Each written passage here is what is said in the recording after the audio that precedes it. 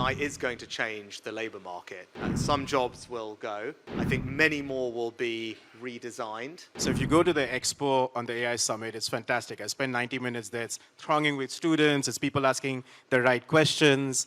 There's a general sense that this stuff could actually be optimistic and take us to different places when you're largely in the global south. Yeah. But in the north, there's a slightly different view. There's a high degree of skepticism of what this can do.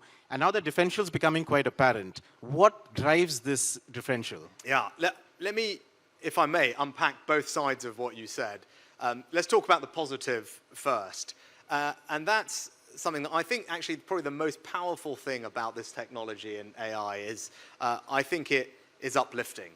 As much as we focus on the economic growth that it will bring, and it will do that. And for me, it's that story about not just raising the ceiling, but lifting the floor that I find the most compelling and inspiring about AI, and is a big focus of this summit. And if you think about those global public goods, healthcare and education, right, we're on the cusp of a moment where they can be brought to people who previously did not have access to the best healthcare, the best education.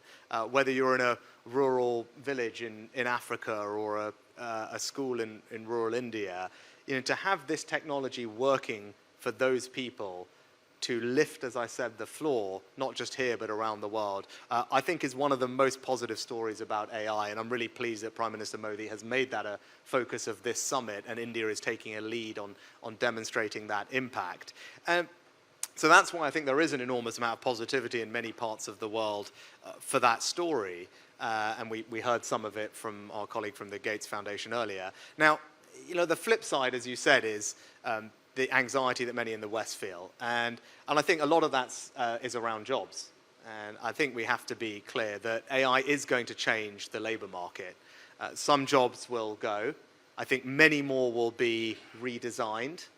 I think history shows us that societies thrive when we manage these transitions well. And I think the role of government is not to stop the innovation, but it's to support people to take on these new tasks, new roles with confidence and security.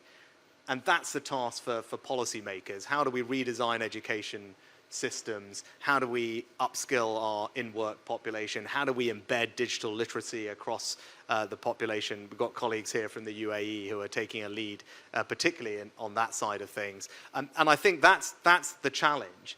Policymakers need to provide that reassurance to their citizens that they will manage that transition well, so that people's anxiety is lessened.